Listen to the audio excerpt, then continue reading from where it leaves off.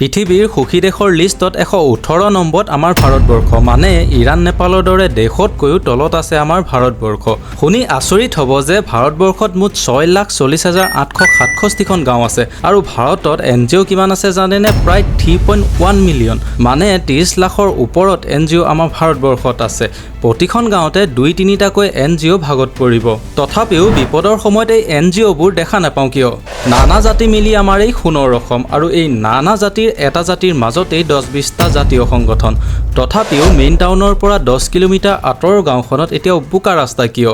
288 বিঘাৰ এখন বৃহৎ medical college. তথাপিও কিন্তু এটা আল্ট্ৰাছাউণ্ড ৰিপৰ্টৰ বাবে এজন বিচনাত পৰি থকা ৰোগীয়ে ঘণ্টা জুৰি লাইন ল'ব লগা হয় কিয়? এজন ৰোগীয়ে এটা ব্লাড ৰিপৰ্টৰ বাবে এখন মেডিকেল কলেজত 1-2 ঘণ্টা লাইনত থিয় হ'ব লগা হয় কিয়? এখন মেডিকেলত প্ৰতিটো ডিপাৰ্টমেণ্টত এটা লেবৰেটৰী এটা ৰেডিঅ'লজি ডিপাৰ্টমেণ্ট থকাৰ পৰিৱৰ্তে গোটেই মেডিকেলখনৰ ভিতৰতে এটা লেবৰেটৰী এটা ৰেডিঅ'লজি ডিপাৰ্টমেণ্ট থকাৰ কাৰণ কি? আমাৰ সাধাৰণ মানুহবোৰৰ কি সময়ৰ মূল্যই নাথাকে নেকি? এইবোৰ সৰু সৰু সমস্যা বুলি ভবাসকলে মেডিকেলত ৰোগীৰ সৈতে 2-3 দিন কটোৱাৰ পাছতহে বুজি পাব এইবোৰ যে কিমান ডাঙৰ সমস্যা। আমাৰ ইয়াত ৰাস্তাৰ কনষ্ট্ৰাকশ্যন যি ভয়ানকভাৱে হয় অসমত থকা সকলোৱে অনুভৱ কৰিব পাৰিব যেন সাধাৰণ মানুহৰ জীৱনৰ একো মূল্যই নাই। ধূলি বোকা শিল গাঁতৰ কথা ক'বই নালাগে যেন ৰাস্তা নহয় যমদূতৰ ঠিকনাহে। বেলেগ দেশত যদি ট্ৰাকসমূহত শিল মাটি বালি আদি কভাৰ কৰি আনিব পাৰে তেন্তে আমাৰ ইয়াত আনিব নোৱাৰে কিয়? এইবোৰ সমস্যাৰ বাবে যদি সংগঠনসমূহে মাত মাতিব নোৱাৰে তেন্তে ইমানবোৰ সংগঠনৰ প্ৰয়োজন বা কি? নে মুখ মেলেই সেইবাবে যাতে কোনোবাই টকাৰে মুখখন বন্ধ কৰি দিব পাৰে? অকল টকা পদবী এইবোৰ কাৰণতে সংগঠন ৰাজনীতি বা NGOত নাহিব। অলপ অসমখনৰ কথাও ভাবিব। অকল এখন মঞ্চত গৈ এখন গামোচাৰ সন্মান আৰু দুটামান ভাষণতে নিজকে সীমাবদ্ধ নকৰিব। মানুহৰ দৈনন্দিন সমস্যাবোৰৰ ওপৰতো অলপ মাত দিব। ধৰি লৈছোঁ চৰকাৰে বহু কৰিছে, ৰাস্তা ভাল কৰিছে, বহু ল'ৰা ছোৱালীয়ে 1 টকা নিদিয়াকৈ চাকৰি পাইছে। কিন্তু মেডিকেল আৰু শিক্ষা বিভাগ উন্নত নোহোৱালৈকে অসমৰ বিকাশৰ কথা জানো ভাবিব পাৰি? গাঁৱৰ মেডিকেলসমূহত ডক্টৰ নাথাকে। ডিষ্ট্ৰিক্ট মেডিকেলত 200-300 পেচেণ্টৰ মাজত মাত্ৰ এজন ডক্টৰ এটা সময়ত থাকে।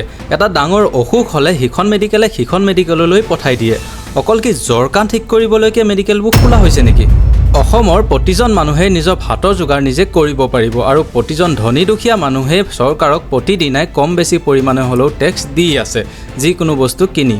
তথাপিও যদিও সাধাৰণ মানুহবোৰে ৰাস্তা মেডিকেল শিক্ষা এইকেইটা উন্নত আৰু বিনামূলীয়াকৈ নাপায় তেন্তে অসম কেতিয়াও ডেভেলপ ষ্টেট হ'ব নোৱাৰে। এজন মানুহে 20 বছৰ বয়সৰ পৰা 50 বছৰ বয়সলৈকে কষ্ট কৰি এডোখৰ মাটি কিনি তাত এটা ঘৰ বনালে। কিন্তু তাৰ 2 বছৰ পাছতে তেওঁৰ ল'ৰাটোৰ কেঞ্চাৰ ৰোগত সকলোখিনি বেচিব লগা হ'ল। এনে ঘটনাবোৰ অসমৰ প্ৰতিখন গাঁৱতে দেখা পাব। অকল কি চৰকাৰী চাকৰি কৰিলেহে মেডিকেল ফ্ৰী পাব পাৰি নেকি? সাধাৰণ মানুহে চৰকাৰক কি টেক্স পে এনেই কৰি আছে নেকি? আৰু বহুতে ক'ব পাৰে যে শিক্ষা ব্যৱস্থা উন্নত হৈছে বুলি। তেওঁলোকক ক'ব বিচাৰোঁ যে বহু স্কুল আনকি কলেজতো কম্পিউটাৰ লেব আছে কিন্তু কম্পিউটাৰ শিক্ষক নাই।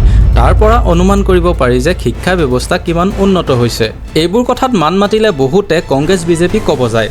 তেওঁলোকক কওঁ যে পলিটিক্সৰ লগত মোৰ দূৰলৈকে কোনো সম্বন্ধ নাই।